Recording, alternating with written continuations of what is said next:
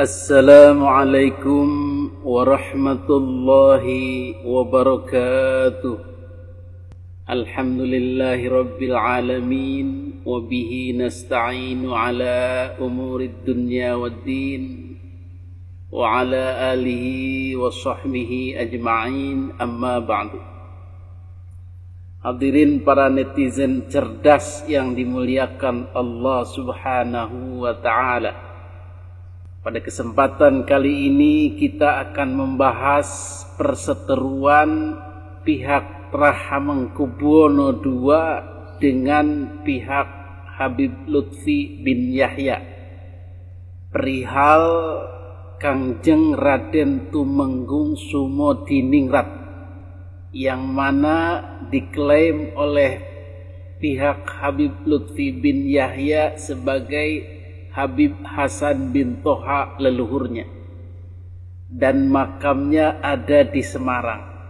Kemudian pihak Trahamengkubuwono II tidak menerima bahwa KRT Sumodiningrat ini adalah Habib Hasan bin Toha, dan makamnya pun tidak di Semarang tapi di Jogja.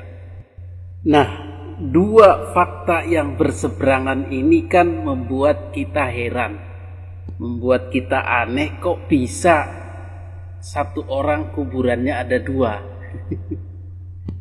Masya Allah, ini jelas harus diselesaikan karena menyangkut orang besar, Kangjeng Raden Tumenggung, KRT, bangsawan lah begitu, harus ada penelusuran sejarahnya.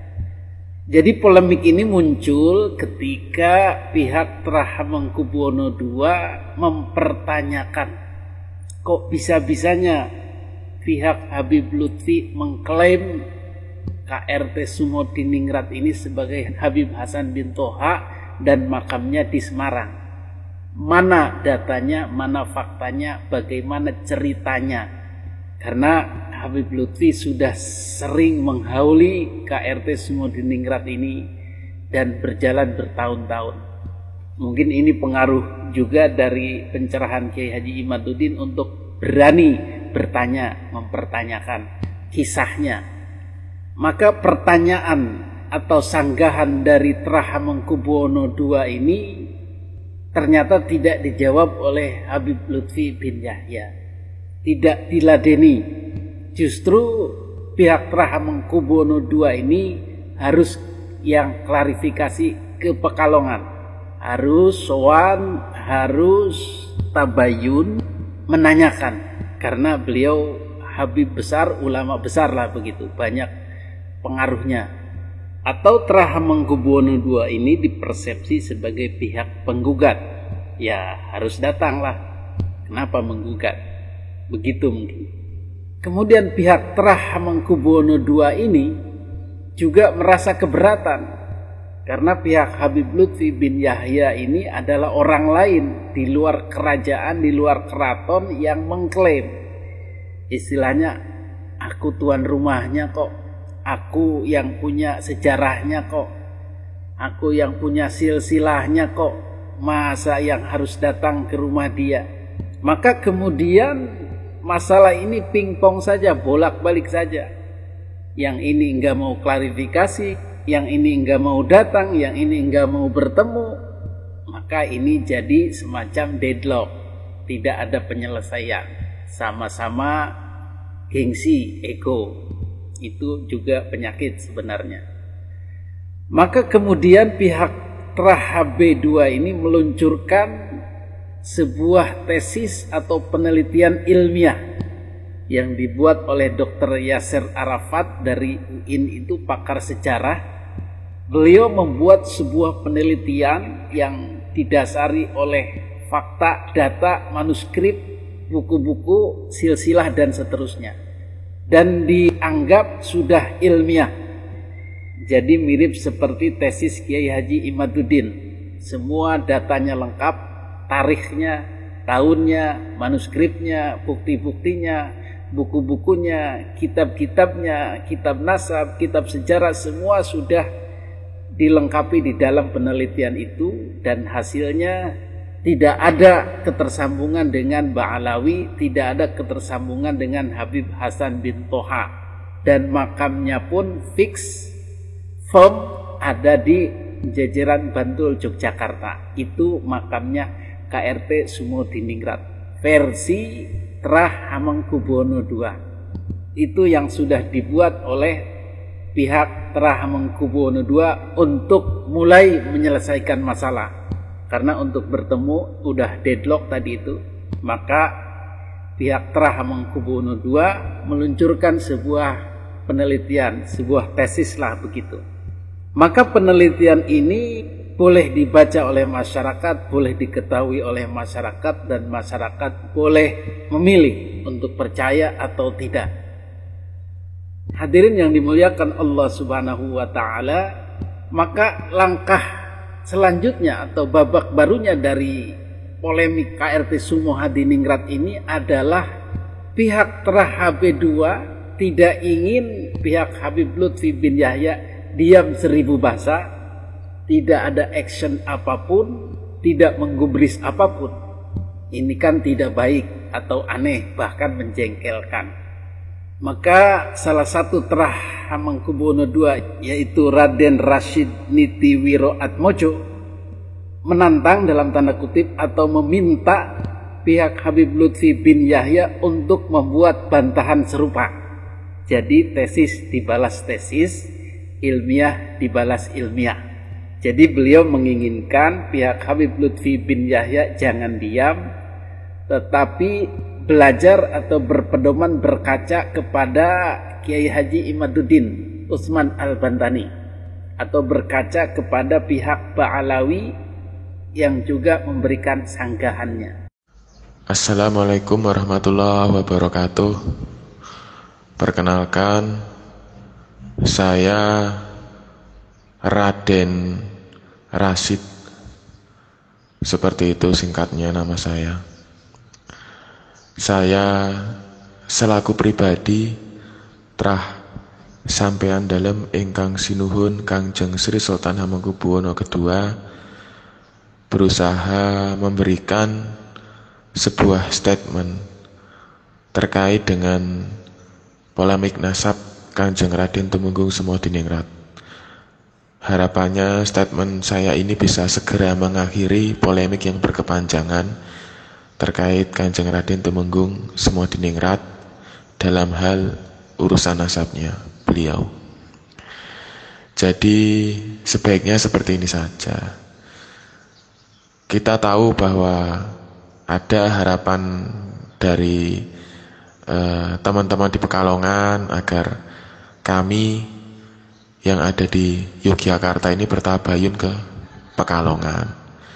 Tetapi beberapa saudara-saudara kami dari Yogyakarta itu punya pendapat bahwa karena kami sebagai pemegang syarat kekancingan darah dalam dan pihak yang memang berdomisili di Jogja dalam artian sebagai punjer utama wewengkon Mataram dan wewengkon Ngayogyakarta, maka seharusnya pihak Pekalongan lah yang bertabayun ke sini ke Ngayogyakarta.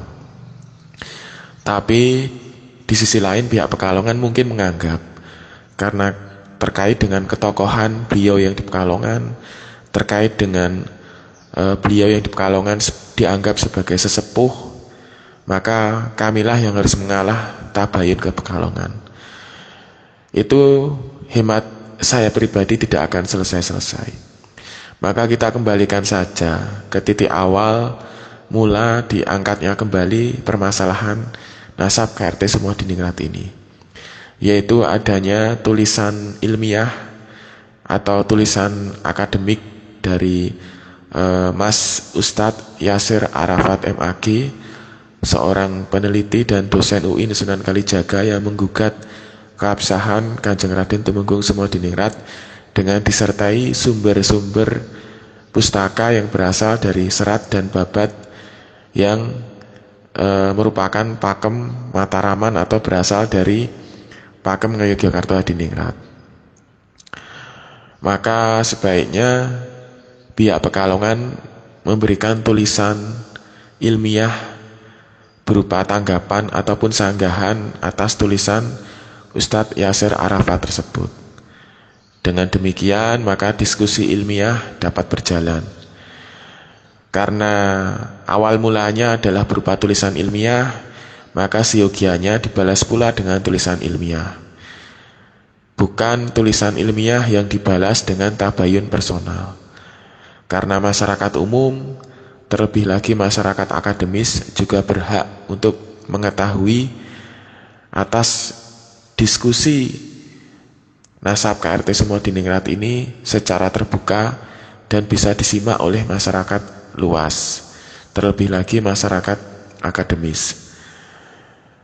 Sebagai contoh yang baik adalah bagaimana tulisan Yai Haji Imaduddin Usman yang menggugat keabsahan nasab Ba'alawi juga dibalas dengan tulisan-tulisan ilmiah serupa oleh teman-teman dari pihak Ba'alawi dan pihak-pihak yang pro Ba'alawi.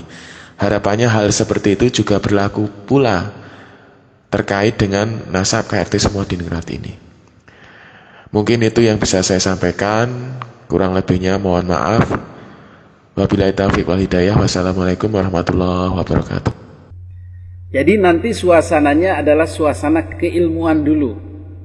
Penelitian dibalas penelitian, ilmiah dibalas ilmiah, tesis dibalas tesis.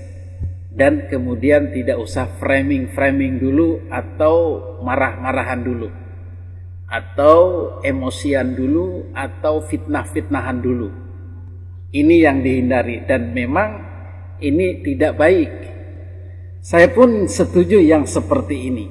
Jadi babak baru ini menunggu tulisan atau penelitian ilmiah daripada pihak Habib Lutfi bin Yahya tentang keyakinannya bahwa KRT Sumodiningrat ini adalah Habib Hasan bin Toha dan makamnya pun ada di Semarang. Itu harus dibuktikan secara ilmiah, manuskrip, kajian pustaka dan data, tarikh dan pencocokan tahun dan seterusnya. Nah, ketika dua versi penelitian ini sudah dibuat, maka di situ bisa terjadi cross check. Baik itu bantahan jarak jauh, artinya tulisan dibalas tulisan, seperti Kiai Haji Imaduddin membantah tulisannya Gus Rumel, itu ada tektok atau pingpong, salahnya di sini, koreksinya di sini. Buku yang digunakan salah, ini tahunnya salah. Manuskrip yang digunakan salah, ini tahunnya salah, dan seterusnya. Nah, setelah diskursus ilmiah ini berjalan dan terjadi saling mengoreksi, maka sudah saatnya lah bertemu. Maka dua peneliti ini, misalnya dari Dr. Yasir Arafat dan dari pihak Habib Lutfi bin Yahya bertemu, maka di situ terjadi bedah data, bedah buku, dan mudah-mudahan tidak emosional, datar saja, ilmiah saja. Pihak Trah Hamengkubuwono II datang bersama penelitinya, pihak Habib Lutfi bin Yahya pun datang bersama penelitinya, dan tempatnya pun bisa dibuat netral, misalnya di pendopo keraton atau di universitas ataupun di masjid. Nah, itulah cara bijaksana, cara elegan, cara ilmiah menyelesaikan masalah. Jadi di sini untuk masalah opini, untuk masalah framing, untuk masalah halusinasi, untuk masalah anggapan, keyakinan, mimpi dan seterusnya dikesampingkan dulu. Jadi kita bicara fakta dulu saja. Insya Allah dengan begini akan bagus hasilnya. Dan ini diprakarsai atau mau diinisiasi oleh pihak Trah Hamengkubuwono II. Dan saya kira ini bagus. Ini bagus. Walaupun agak lambat tetapi hasilnya bagus nantinya kalau mau, kalau terjadi. Nah, baru kemudian setelah masih deadlock, sama-sama pihak masih berkeyakinan bahwa datanya lah yang paling benar, maka baru kemudian diserahkan kepada pengadilan sebagai jalan terakhir. Nah, pengadilan ini rupanya juga tidak diinginkan oleh Trah Hamengkubuwono II untuk menjadi pemutus satu-satunya. Jadi itu jalan terakhir saja. Yang diinginkan adalah kesepahaman, kekeluargaan. Hadirin yang dimuliakan Allah Subhanahu wa taala, ketika terjadi adu data, adu tulisan, adu argumen secara ilmiah, maka kita bisa menilai mana yang sebenarnya ilmiah sesuai fakta atau memang benar-benar memegang kebenaran itu, dan mana yang hanya berasumsi, hanya beropini, hanya berkeyakinan saja. Tentu saja keyakinan, halusinasi, opini itu akan kalah oleh bayinah atau bukti atau data yang tidak bisa dibantah. Sebagaimana tesisnya Kiai Haji Imaduddin, kalau memang benar itu benar, sulit dibantahnya. Begitu yang diinginkan oleh pihak Terah Hamengkubuwono II. Mudah-mudahan ini terjadi dan kita pun berdoa agar masalah ini cepat selesai dan terbuka, terkuak mana sebenarnya yang benar, mana sebenarnya yang salah, atau bahkan bisa benar dua-duanya, hanya salah persepsi saja. Wallahu alam.